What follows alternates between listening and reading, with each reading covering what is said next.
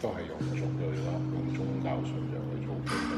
咁沙嶺嗰邊係點樣樣嘅？沙嶺墳場其實係一個好大嘅範圍啦，咁你就係喺上水同羅湖站之間一個好大嘅山頭。咁呢個山頭其實佢再細分咧，佢可以分兩大部分可以稱之為嚇。咁左邊嗰塊咧，即係比較近羅湖啲嗰邊嘅，其實佢比較多都係一啲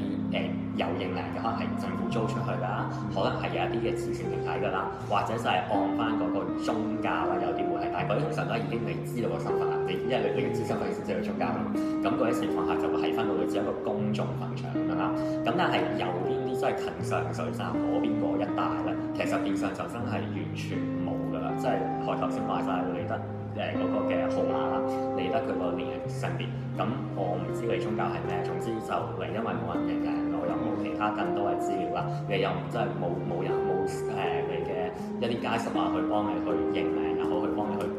辦理任何過咗身之後嘅手續，咁於是乎就直接全部安葬晒喺嗰個地方就算啦。咁即係嗰個位置其實係嘅，可能入面有一啲未必真係華人啦，但係亦都可能有一啲係係我唔同宗教信仰啊、唔同年齡啊，總之就係你只要冇人